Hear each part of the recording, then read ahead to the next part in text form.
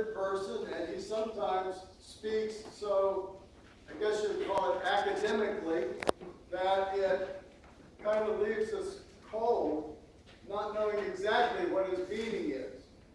Not only that, Paul had so much to say that he seemed often to jump from topic to topic without any transition. And so it's kind of hard to follow his lines of reasoning. I found that to be especially true of our of our epistle reading this morning from Philippians, chapter 3. Because the background of what Paul is saying actually begins clear back and continues through both chapters 1 and 2. And chapter 3 is almost sort of a conclusion, you might say, of his thoughts and remarks. So I thought it might be good just to spend a short while looking at what leads Paul up to today's epistle lesson. It makes sense in another way, because one of the cardinal rules of all Bible study is to be sure that you understand the context in which the lesson that you're trying to study occurs. So in a sense, what I'm giving this morning is the context of our epistle lesson from Philippians chapter 3. Paul begins by saying, I thank my God upon every remembrance of you for your fellowship in the gospel from the first day until now. And I am confident of this one thing, that he who has begun a good work in you, and I think we need to hang on to that phrase, asking ourselves the question, what good work has God begun in me that Paul's talking about here?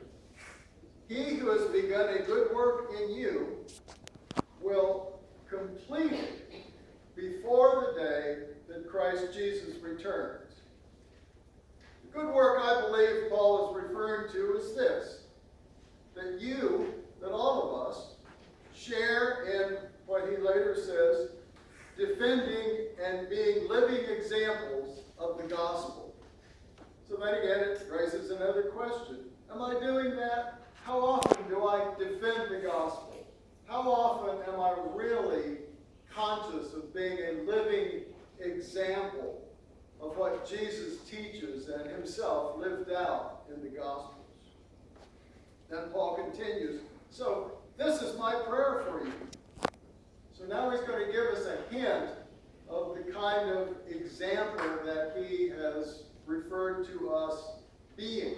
So we can sort of compare ourselves and maybe test ourselves a little bit and see how close we're coming to the standard that he's set. That this is my prayer. 1, that your love may overflow more and more in both knowledge and discernment. 2nd, that you may agree with Jesus' teachings about the things that are consistent with God's will and plan.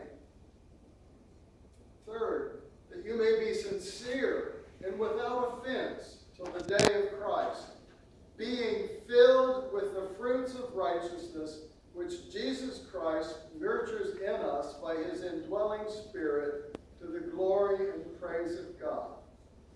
And then he concludes, so let your conduct be worthy of the gospel of Christ, so that I may hear of your actions, that you stand fast in one spirit, with one mind, striving together for the faith of the gospel.